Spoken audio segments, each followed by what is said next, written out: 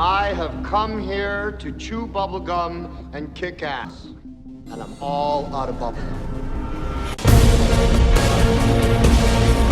We're in this for the species, boys and girls, and every day I have to make decisions that send people like you to their deaths. We're a team and there's nothing to worry about. We come here and we want to conquer, we want to take some. What the hell are we supposed to use, man? Harsh language?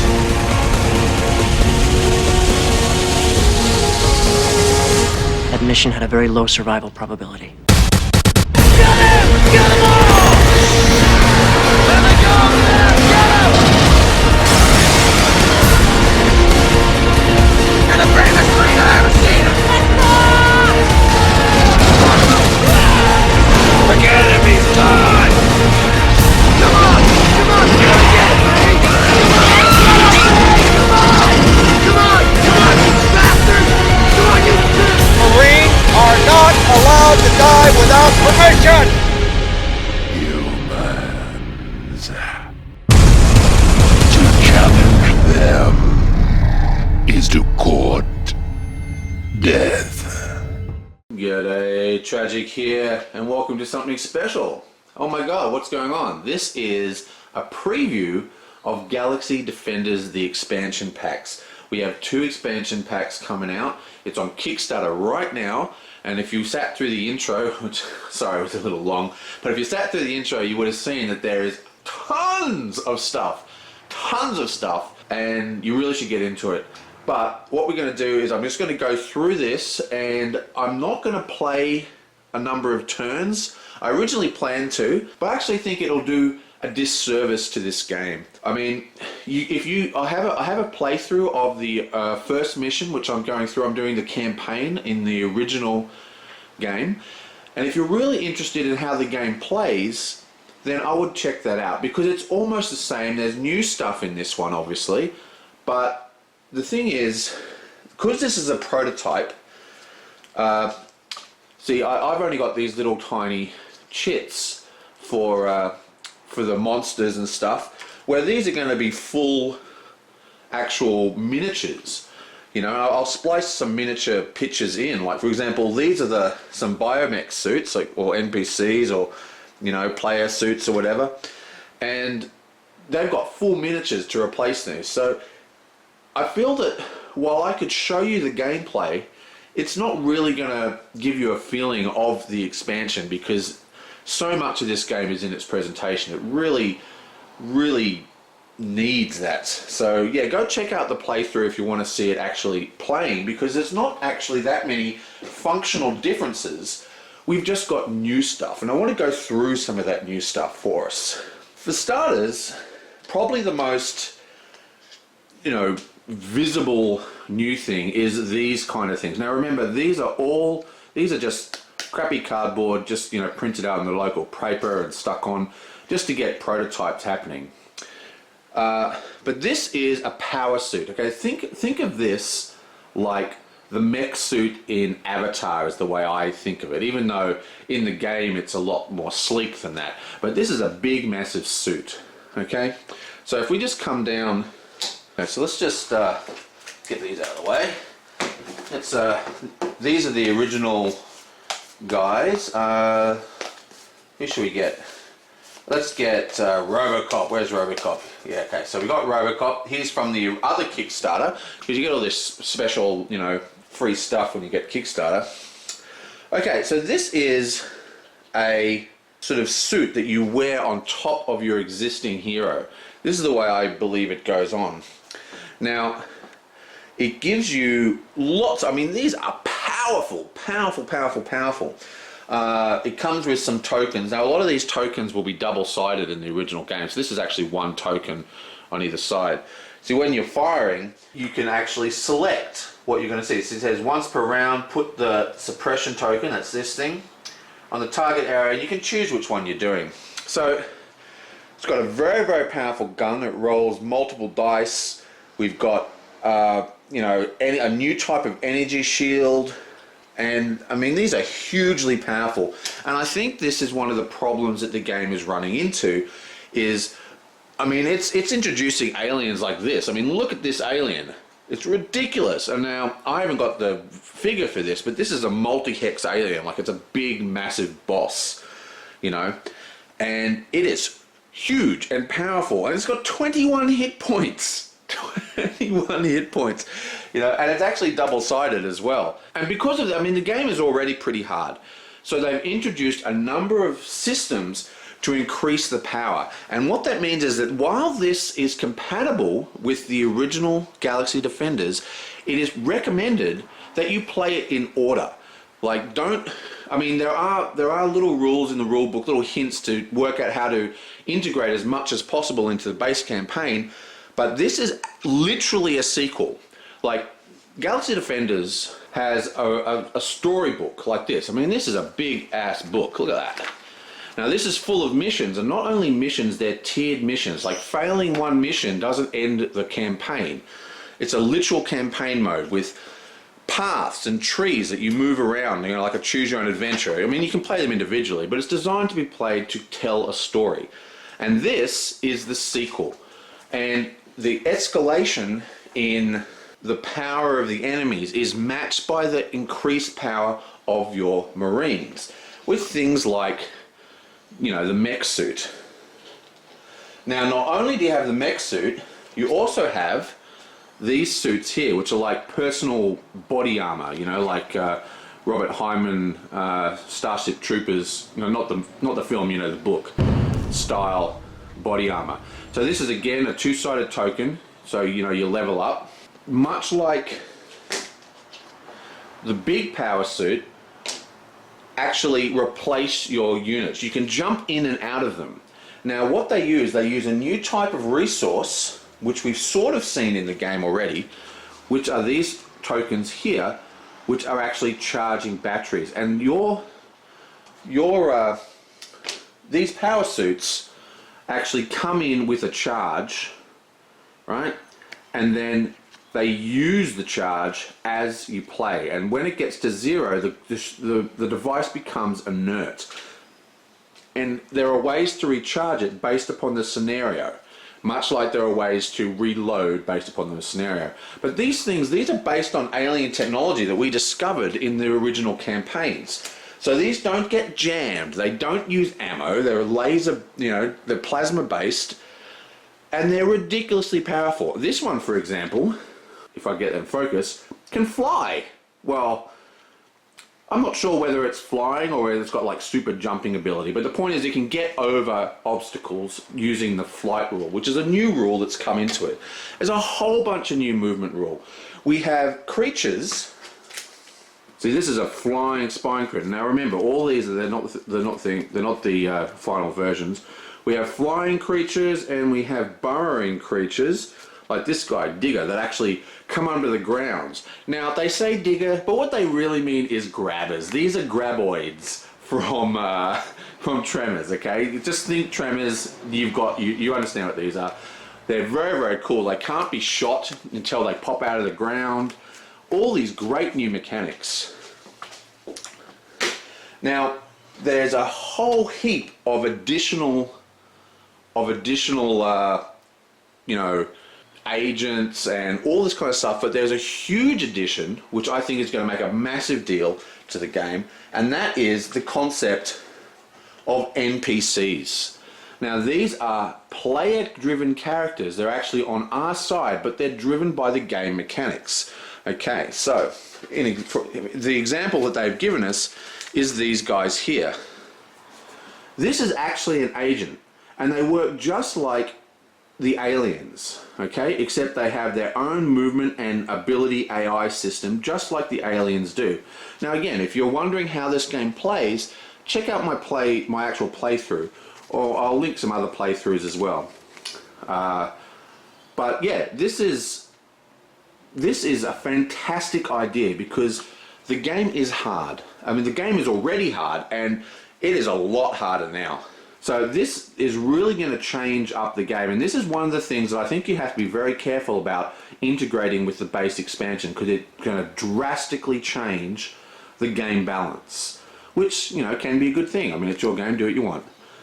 But yeah, I think this is one of the most exciting things about this expansion is this idea of NPC controlled players, and these come in a variety of different ways. They are completely AI controlled, where the game itself runs them just like the game runs the aliens. But there's also little robots and stuff which you control by the other player. You know, like they use actions to actually activate the other agents and control them, you know. And yeah, I just think that's fantastic. Now, to incorporate this idea, they've increased what they call, they've added something called a free action, which comes at a certain level. So what happens is, in the game you have your guy, right? And he slowly levels up as you play, okay? So see how you got, this is blank basic tactics, this is blank improved tactics. You gain little abilities here. You can gain different skills, get new weapons. You can actually level them up completely into an elite. And all his stats improve and he gets all this new stuff. Now, part of this leveling up process has introduced something called the free action, which is such a good idea. I mean, it is like, seriously, this is one of those rules that you read and you go, you know, that should have been in the original, seriously. Basically, it's like as you get really skilled and really powerful, you start to be, your tactics, like your skills and tactics, start to be able to refresh. Because one of the big things about the tactics, and these are all the new tactics. See, this tactic here, for example, is a plus energy. So you want to add that to your thing. So you can specialize your units. There's ways to specialize your units so they can activate these massive power armor. See, this power armor here comes with its own special dial for calculating energy. But anyway, the tactics used to be you play them and boom, they're gone. You flip them over and that's it for the entire mission. But the free action system and that now allows you to use various parts of your character multiple times for free. There's a lot of free actions, and they've added a lot more new free actions. Like the actual game sequence has had a whole bunch of new stuff put into it to account for all these variety of things, like count for like poison. See, this is the new poison counters. Again, these are supposed to be double-sided, so you have it like this, right? So in the refresh or the beginning of the turn, you turn the 2 over, boom, to a 1. And that's 1 damage gets happened. And then in the next turn, you take the 1 off your unit, and that's 2 damage. So this is worth 2 recurring damage. There's ways to cure this, of course. And in addition, talking about healing and stuff, we've actually got, I don't think we've got an example of it here, but they've, again, to add to the increased difficulty, you've now got area effect healing, which is huge. Anyone who's played the game quite a lot will know that, I mean, you get damaged massively fast. So let's have a look at this, right? So the way combat works in this game is that you roll oh, that's another thing. That's another really awesome thing. If you look at the dice, okay, the dice have various things on them, okay? So that's obviously a hit. That is a catastrophic miss. It doesn't have any ultra negative effects yet, as far as I know, except for it's just a pure miss. But I call it a catastrophic miss because this, the GD symbol, is also a miss. But it also has these lightning bolts that trigger special abilities. Like, for example, if I'm using this super duper power gun, this is the elite version, if I can get it in focus because my camera is so close. This one actually uses a GD symbol to cause critical 2. Okay, and I'll get to what that means in a sec. My point is that part of the way they've adjusted the balance is that they've added a new level of triggerable abilities on the hit dice. So not only do you have lightning bolts, you also have the GDs. But if the lightning bolts, if there is no GD effect, it's still a miss. Anyway, so say you got 4 hits, right? This is the alien rolling though. So say the alien rolls the 4 dice. Boom, he rolls the 4 dice. Okay, that's a horrible roll. He got miss, miss, miss, and 1 hit, okay? So he only hit me once, right? And then what you do, you roll your shield dice to defend against that roll. Boing! Boom, and I got a shield, bam, that's no damage. He completely whiffed. But, I mean, that wasn't really a good way of of demonstrating what I wanted to say. Let's roll the, there we go. Here's a much better roll. This has got 3 hits plus a lightning bolt, okay? So let's say that is here. So say that is this alien here, okay? He's rolled, I rolled 4 dice, whatever. So say that was a 4. He's rolled 3, he can only roll 3 dice. But see, his lightning bolt triggers a special ability, and this special ability is capture over here, which says immobilize the attacked agent and seize him with the flying catcher. Ooh, so, you know, this is like, you know, he's zoomed down and picked him up. It's so awesome. Great thematic. Anyway, so what happens is then the player rolls their dice. Boom. And once again, I did a really good roll.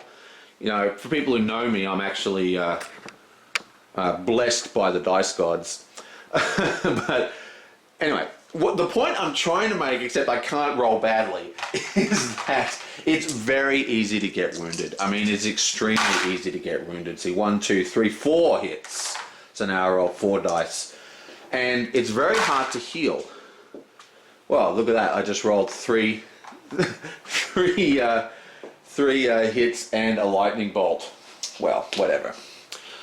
My point is, I mean, this is not showing you, but it is actually very easy to get wounded, and they've added this ability to do area effect healing, which is going to completely change the whole dynamics of the game. Some could argue that the original GD game is greatly focused on area effect damage. There is so much stuff coming at you. It's almost like wave survival, this game, in a way. But, I mean, it is a miniature game, but it's a simplified miniature game. I mean, you don't have to worry about the kind of things you might worry about if you're playing Hordes or Warhammer or whatever, you know. But at the same time, it has a lot of that same problem that you get in wave survival games where you can be overwhelmed. You do a couple of bad rolls and you can never really recover. This area effect healing is going to completely fix that problem, which is one of the only, you know, one of the few problems the game has. So that is like, wow, that's awesome. Oh, by the way, while I was talking, I talked about, where is he?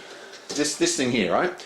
This thing here on a GD wing gets a critical hit. What's critical hit, you say? Well, critical hit are these little tokens here, right? So that was critical hits, what was that? Okay, so this is critical hit 2. So if I roll, he rolls a massive amount of dice. Look at this, 4 reds and 4 blues at range 4. I mean, these suits are powerful. And that is why they have these depleting batteries. So these become dead quite quickly. Actually, you know, a really cool thing about these suits is they also block a hex. So you can jump out of the suit and leave it like wreckage on the ground, which is awesome. And you see this in a lot in more traditional fighting games like 40k and stuff, you know, like your Lehman Russ tank or whatever gets destroyed, and that becomes cover. And while this game has, because it's a simplified war game, there are rules called, you know, like the advanced rules, which I strongly suggest you play. That includes, let me get some figures. Here's my Robocop figure. This gives you an idea of the kind of quality this game has. Anyway, so I strongly suggest you play with these rules. Okay, so the game by default says that no matter where you're standing, you have 360 degrees of fire. But I strongly suggest you play with facing. So if I'm facing in this direction like that, okay, I can shoot anywhere along those three hexes. So the 1, 2, 3, the 3 hexes facing where I'm facing. And I strongly suggest you play with those. I've kind of lost my train of thought because I went and got that figure. Anyway, whatever. Back to this. I've kind of lost what I was saying.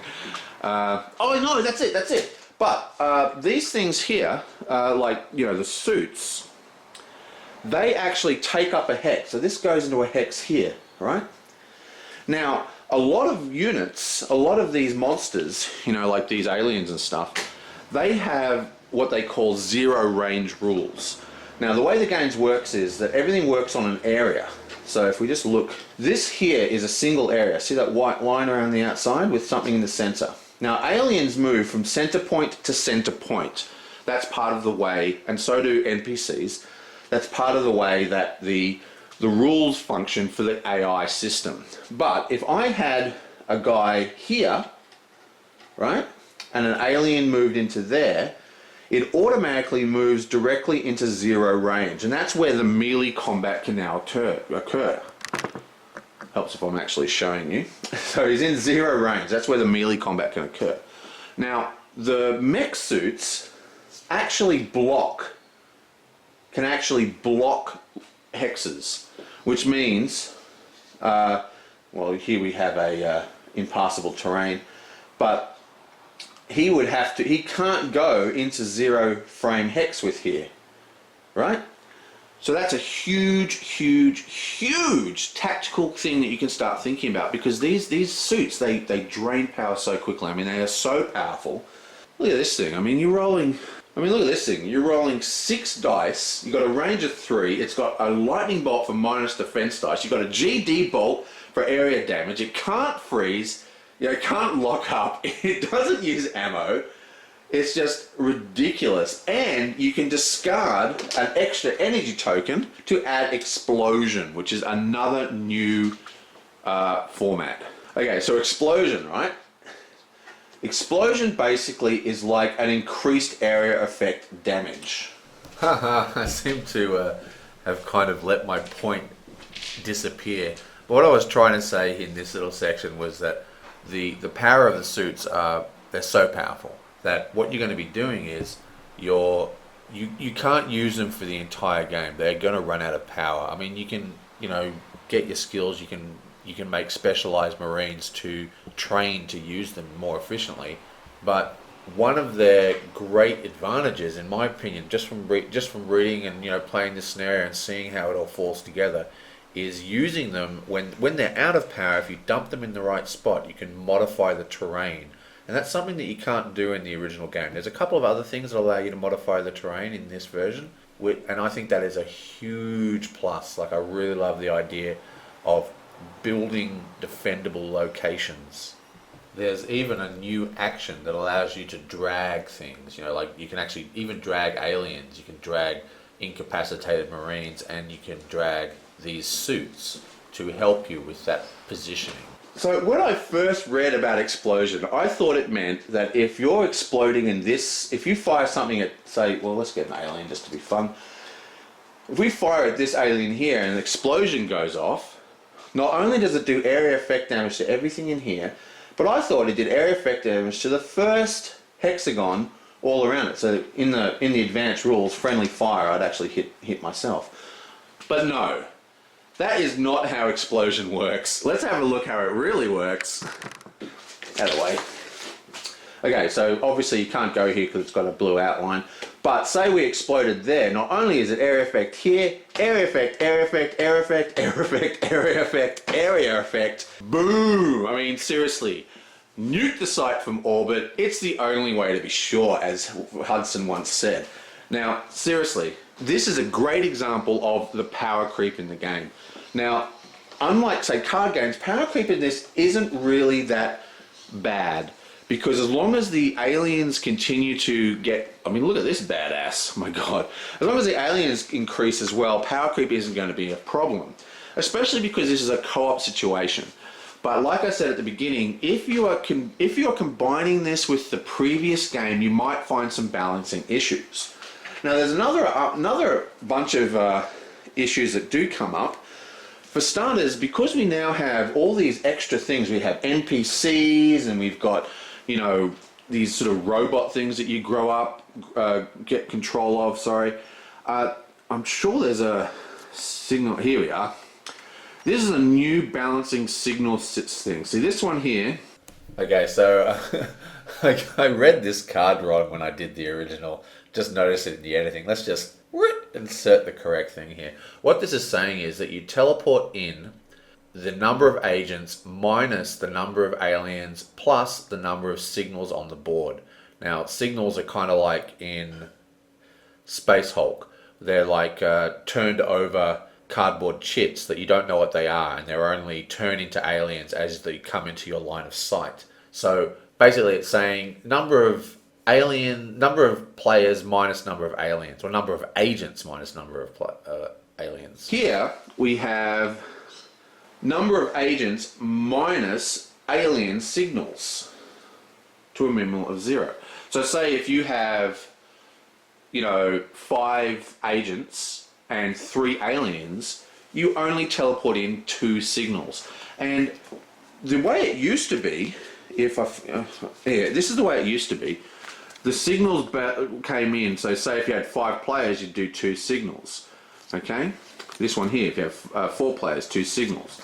And what happened is sometimes it just wouldn't be, it would either be too much or too little. And this is using a little bit of math to try and make the balance a little more fluid depending on the numbers and changing of the game state. So say if people die and all that kind of stuff. Now, these counts for players are only based upon your player models. Okay, so if I've only got him on the board, but I have 3 NPCs, it still only counts as 1 agent.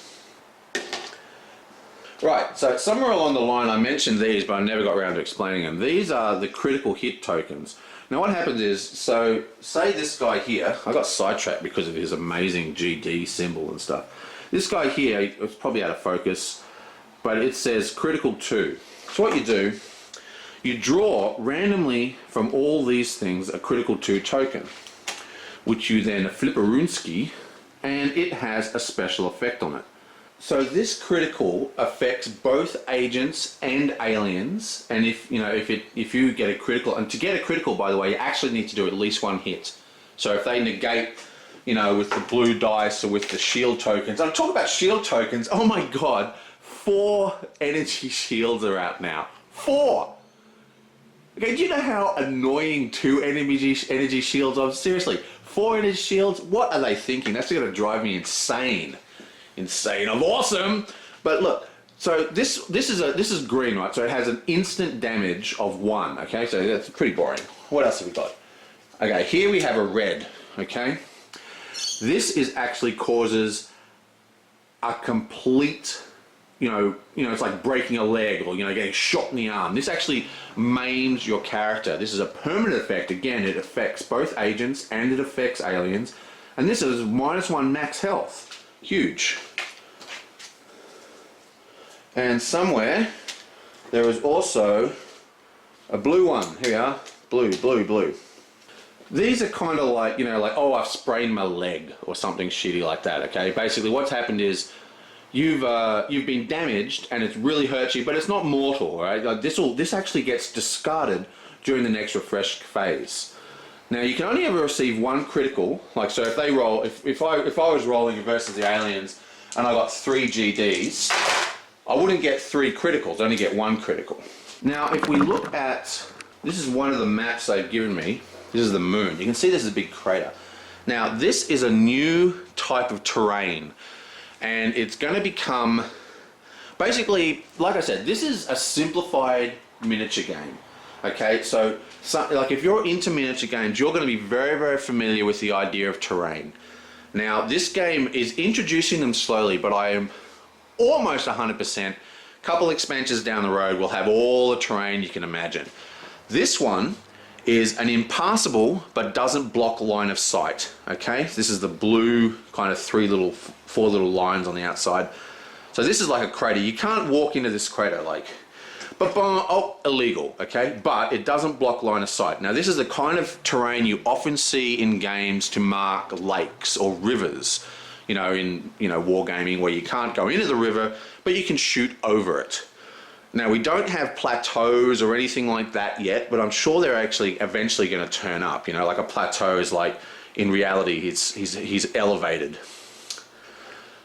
Anyway, now these, while they are impassable, they're not like buildings, right? They're not like buildings. You can actually fly over them, and remember, oh my god, yeah, that's right, you can fly now if you got the power suit. Oh wait, I can fly, who cares? So you can fly over them, you can even stop inside them if you can fly. Now remember, you're constantly going to be draining energy tokens if you're doing that for the agents, but there is a number of flying critters that can stop in them, and there's also burrowing critters can dig through the ground. Now, they're actually immune to all damage and everything while they're buried. So this is the new terrain type, and apart from that, there's not a lot of changes to terrain. We do have somewhere, yes, and this does mimic my actual mind. I am this messy in real life. Okay, well I can't find it. I'm sure I had a copy of it somewhere. Okay, obviously you've got a whole bunch of new weapons and devices, and see all the like devices here. For example, this device here allows you to gain 2 energy, so you can specialize units to control your battle armor. Okay, so I can't find it, but there's a new device which is basically Doom. Okay, just think Doom. You guys old enough to know what Doom is? Whatever.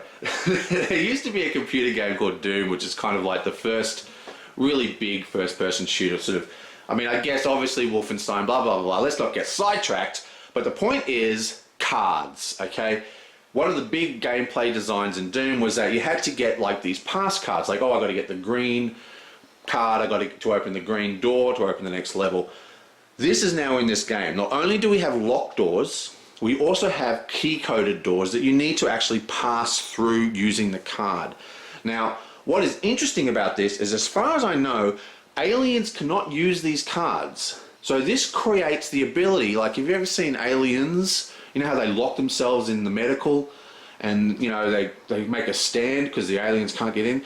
This allows you to actually, and also you have the blocking using your crashed stuff. You actually have the power to create barricades, to change the map in a way that can really aid you. And I love the idea of having locked bases and stuff.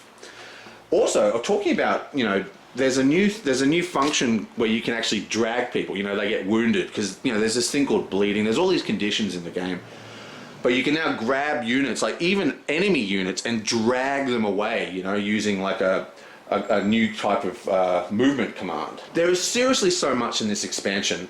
I've played the scenario that they gave me a few times, and I have yet to beat it.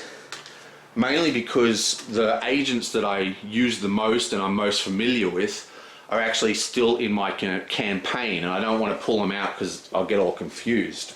Have I missed anything?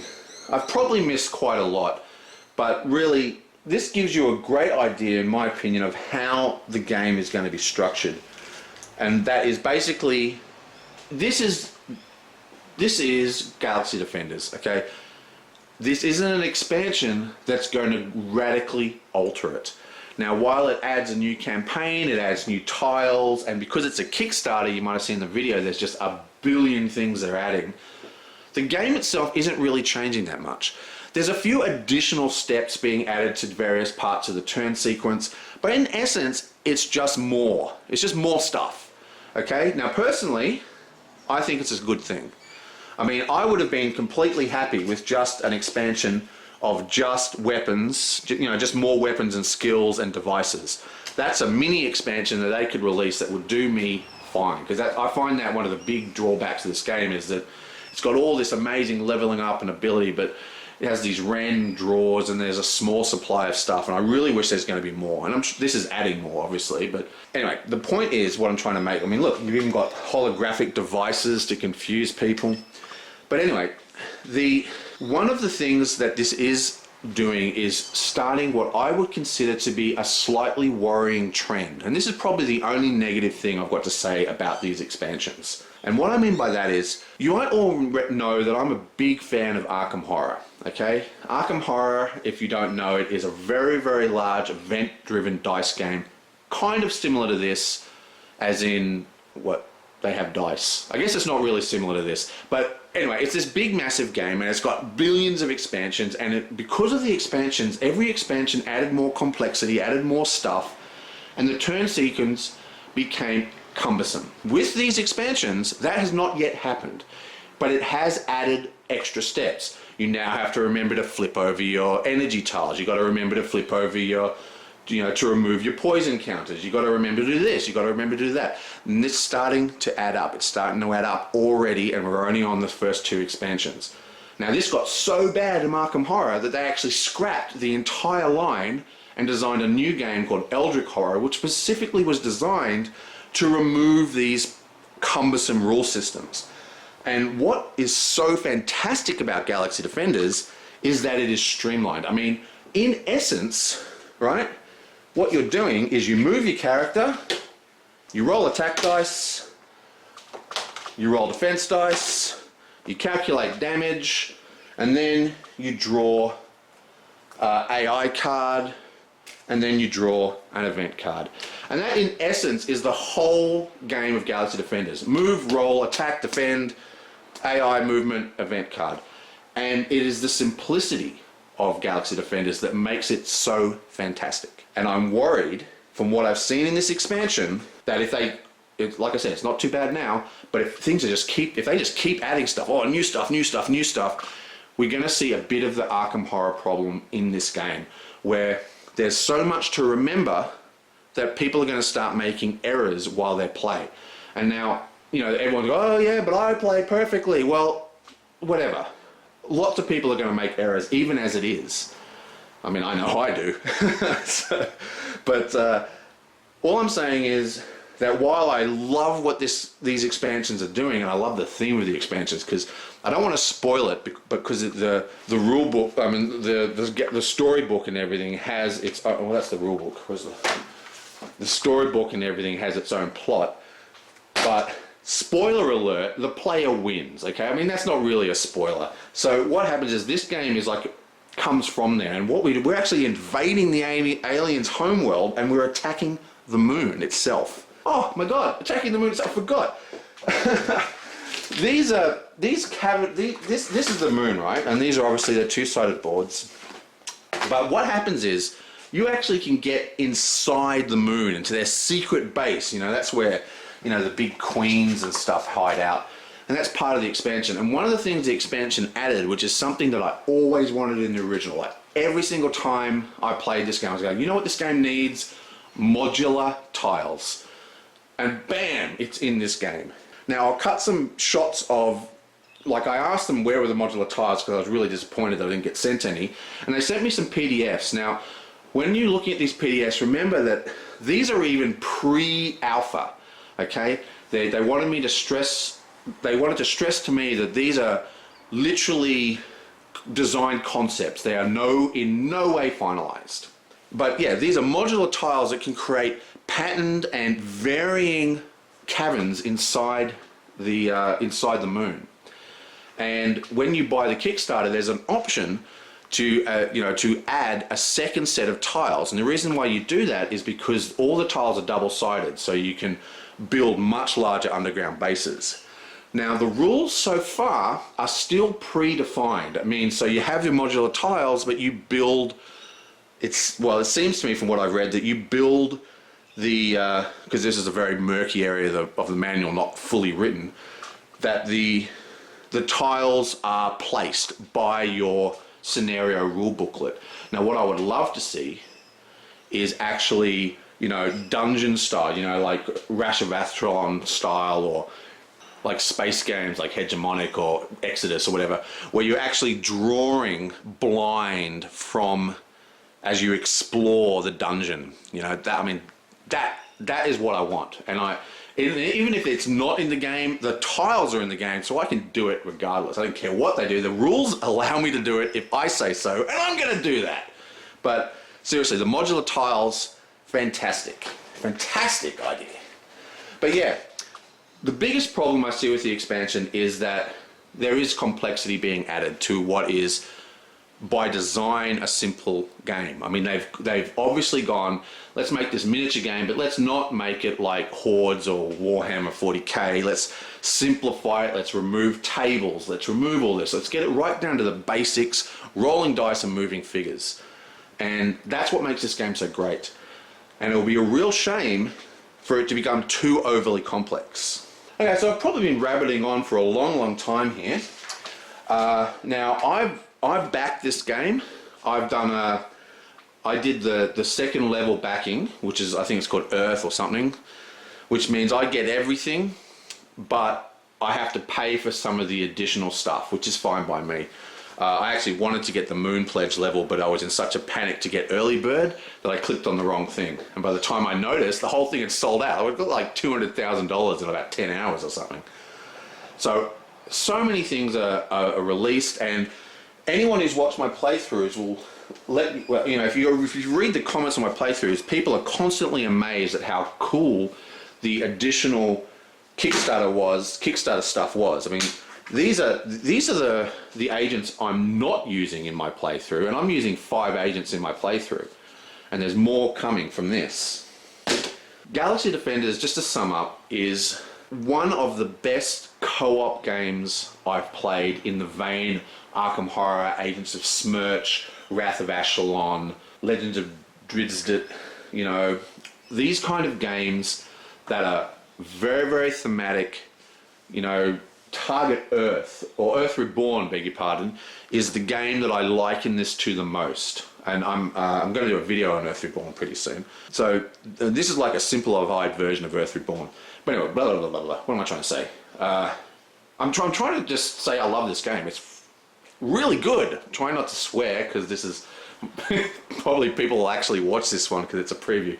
But it's really, really good. And not only is it a great co-op game, it is one of the better solo games that I have played. Plays fantastically solo. Really, really great. There's built-in rules to handle all the multiple stuff. Like, each person has an agent, obviously, but you get assigned aliens to each individual agent. And this allows really clean movement for the game. It also allows other players whose turn it's not actually their turn to constantly be involved. And there's a function called the GD where you promote people to the various levels. You promote people for that turn to be the leader. This is an idea I've seen in a few games, like Letters of Whitechapel, for example, has this. And what this means is that there's designated rules in the game to decide who's going to run things. And so you might have, well, blah, blah, blah's got a strong personality, he's going to run the game for all the other players. Now, this is a problem that's in all co-op games, but the ability to change the squad leader, so to speak, alleviates that, because there's an actual rule, and you go, well, look, I've got the GD symbol, I'm doing it my way. And there's nothing you can say about it, because I am giving you an order, Marine, hot to it, private. But yeah, so a great co-op game, a fantastic solo game, fun and not very complicated. I strongly recommend this game, and people seem to love it because the Kickstarter has absolutely burned through. It's got you saw it in the opening sequence, it is like a plethora of things are unlocked. We're at like $200,000+. I mean, if there is a Kickstarter that's worth getting in on, this is it. This is the kind of Kickstarter that when it goes away, everybody who didn't get it, who then plays the game and like it, goes, you know what?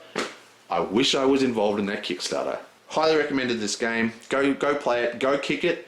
And yeah, man, it just sucks it's going to take so long until I get my own copy. I have come here to chew bubblegum and kick ass. And I'm all out of bubblegum. We're in this for the species, boys and girls, and every day I have to make decisions that send people like you to their deaths. We're a team, and there's nothing to worry about. We come here, and we're going to conquer, we're going to take some. What the hell are we supposed to use, man? Harsh language?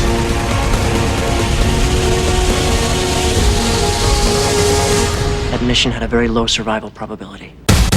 Get him! Get them all! Let me go, man! Get him! You're the bravest creature I've ever seen! The enemy's done! Come on! Come on! You gotta get it, man! Come on! Come on! Come on, you bastard! Come on, you... Marines are not allowed to die without permission! Humans. To challenge them is to court death.